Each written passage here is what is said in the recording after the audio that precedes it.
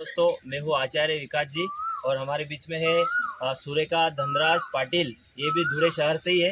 हमने धुरे शहर में 5 दिन का शिविर लगाया था और विशेष बात तो इनकी ये है कि ये जो आपके सामने खड़े हैं ये स्वयं योगा टीचर है, प्राकृतिक चिकित्सक है। तो ये विशेष वीडियो है हम सभी के लिए कि इन्होंने इतना ज्ञान भंडार अपने जीवन का अनुभव लेके रखा है और वो हमारे 5 दिवसीय शरीर शुद्धि प्राकृतिक चिकित्सा में भाग लिया है। हमारे लिए बहुत ही विशेष एवं सौभाग्य की बात है।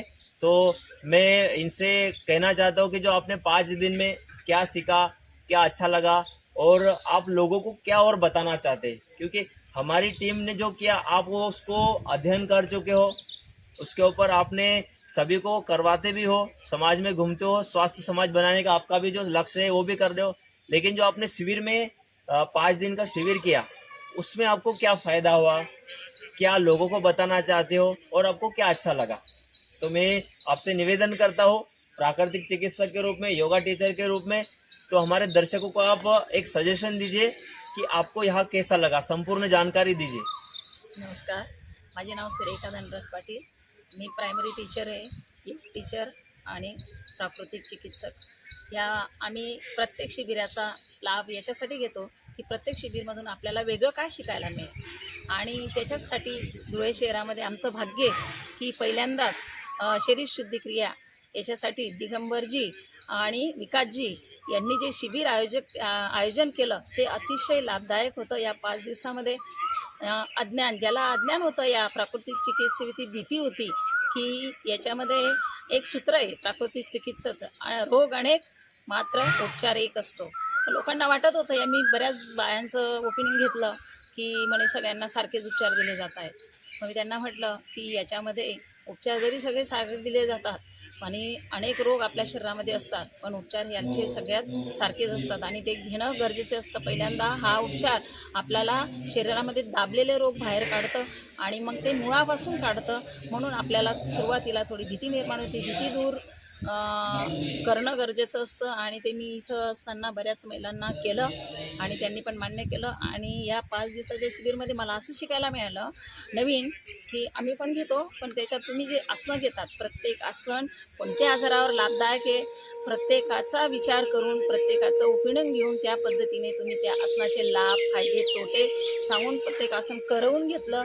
काडे, गारगर, जलनेती, वमन, शंख प्रक्षालन आणि माती चिकित्सा। आम्ही माती चिकित्सेमध्ये इथली एक गोष्ट मला खूप म्हणजे वाखणण्यासारखी आली की ज्या परिस्थितीमध्ये आपल्याला नको असतं, भेटत नाही, ते आपल्याला प्राप्त करता येतं। असं म्हणजे पूर्ण शरीराला स्टीम घेण्यासाठी स्टीम आपण घरी तयार नाही करू शकत, पण तुमच्या ह्याच्यामधून मला एक शिकायला भेटलं की ती प्लॅस्टिकची पिशवी पूर्ण शरीराला मॉलिश केल्यानंतर टाकल्यावर जो स्टीममध्ये घाम निघतो त्याप्रमाणे त्या पिशवीतनं घाम निघाला।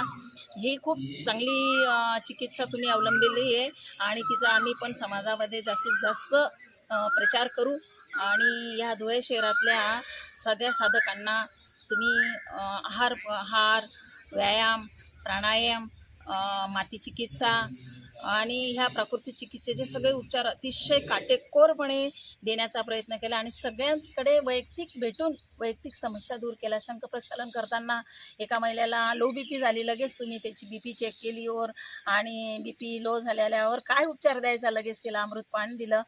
अशा प्रकारे म्हणजे वैयक्तिक लक्ष दिलं। त्याच्यामुळे तुमच्या ह्या टीमवर आमच्या या धुळे शहरातल्या लोकांचा खूप विश्वास बसला आणि ते आज त्यांची मागणी आहे की पुन्हा धुळे शहरात हे शिबिर लागावं अशी त्यांची मागणी होती आणि ती तुम्ही करणार। ह्या आणि मेन म्हणजे ऋतू चेंज होताना ज्या शुद्धिक्रिया करायच्या असतात शरीरासाठी त्या मोसमच्या वेळेवर तुम्ही आमच्या धुळे शहरामध्ये आल्यामुळे आमच्या धुळे शहरातल्या चिकित्सकांना साधकांना याचा लाभ मिळाला। त्याच्यासाठी खूप मी सुद्धा स्वतः प्रत्येक ऋतू चेंज झाल्यावर हे उपचार घेते, दर 4 महिन्यांनी उपचार घेते, कारण बॉडी डिटॉक्स होऊन जाते आपल्या विजातीय घटक सगळे बाहेर जातात आणि आपण कुठलीही गोळी न खाता जीवन जगू शकतो, आनंदी जीवन जगू शकतो आणि कुठल्याही आजाराला प्राकृतिक चिकित्सेचं एक वैशिष्ट्य आहे, ज्याने घेतली, ज्याने अनुभवली त्याला आजार आलेल्याला घाबरत नाही, कारण आजार हा देव नाही देत, आजार आपण स्वतः निर्माण करतो। मैं आपसे एक क्वेश्चन कर रहा हूँ, आप स्वयं प्राकृतिक चिकित्सक हो स्वयं योगा टीचर हो, तो आप स्वयं एक महिला हो, तो जो महिलाओं की समस्या होती है, पीसीओएस, पीसीओडी, गर्भ से संबंधित होती है, मूत्र मार्ग से संबंधित होती है, तो ये सभी समस्याओं को लेकर एक प्राकृतिक चिकित्सा को आप कैसे दायरे से देखते हो? आपके क्या विचार है इसके ऊपर? कौन सी भी चिकित्सा होगी उस पर सकारात्मक देखना चाहिए. हा, सकारात्मक जर बघितलं तर त्याच्यावर सगळे सोल्युशन असतात. बरोबर. हां, PCODसाठी तर माती उपचार सगळ्यात बेस्ट आहे आणि गिलीपट्टी हा उपचार सगळ्यात बेस्ट महिलांच्या समस्येसाठी. मग ते गर्भाशयाचे असो किंवा कोई भी समस्या हो महिला संबंधित और गर्भ संबंधित, मूत्र संबंधित. मार्ग संबंधित, हार्मोनल डिसबैलेंस हो रहे उसके संबंधित. मिट्टी चिकित्सा ऐसी है कि उसमें एक प्राण होता है, प्राण आहे. एक पृथ्वी जमीन के अंदर एक बीज डालता है तो वो बड़ा पेड़ बना के रखता है, तो उतनी ऊर्जा मिट्टी चिकित्सा में होती है. तो आप मिट्टी की चिकित्सा भी करो. स्वयं हमारे बीच में योग चिकित्सक एवं प्राकृतिक चिकित्सक के मुखारबिंद से ये कहा जा रहा है. तो और आप कुछ बता रहे थे, आप कंटिन्यू रखो. हां, आपलं प्राकृतिक चिकित्सेमध्ये एक आजार हे आपण नाही आणत. आपला देव नाही देत आपल्याला आजार, आपण स्वतः घे. कारण आपण स्वतःच्या मनावर कंट्रोल नसतो, त्यामुळे आपण अनेक प्रकारचे आहार घेतो. जर आपण प्राकृतिक चिकित्सेमध्ये आहार विहार या दोन गोष्टी जर पाळल्या तर आपल्याला, मला नाही वाटत की आजार आपल्या जवळ येतील असं. आणि हेच आपल्याला ह्या प्राकृतिक चिकित्सेमार्गे समाजामध्ये हे करायचं आहे की फिट करायचं आहे की लोकांनी स्वतः जागृत झालं पाहिजे. आता बघा, एवढ्या 150 लोकांना तुम्ही धुळे शहरामध्ये उपचार दिले, तुम्ही फक्त देण्याचं काम केलं, घेणाऱ्याने घेतलं. जर खरंच प्रामाणिकपणे जर हा उपचार घेतला, तुमच्या डाएटप्रमाणे जर घेतलं, तर मला नाही वाटत की शरीरामध्ये एकही रोग राहील असं. आप जैसे जो काम कर रहे हैं, स्वयं एक महिला हो के समाज के प्रति काम कर रहे हैं, सभी को स्वस्थ रखने के लिए, तो ये आपके कार्य को मैं सराहना करता हूँ.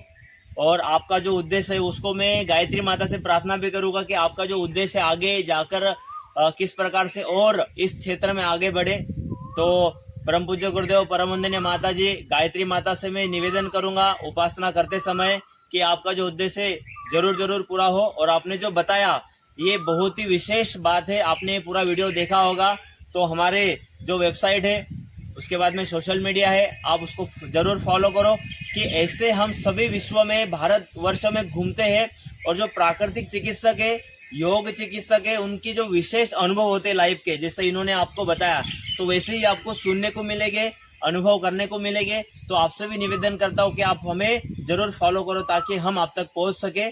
ऐसे आपने वीडियो हमारा देखा, आप हमारे चैनल को सब्सक्राइब जरूर करें, लाइक करें, अच्छी से कमेंट जरूर करें ताकि और भी लोग देख सके. अगर आपको किसी क्वेश्चन का आंसर चाहिए, आपके मन में जिज्ञासा है, ऐसी कोई प्रॉब्लम है, तो आप अपना नंबर कमेंट कीजिए, आपका क्वेश्चन कमेंट कीजिए, हम जरूर हमारा समय निकाल के आपसे बात करेंगे.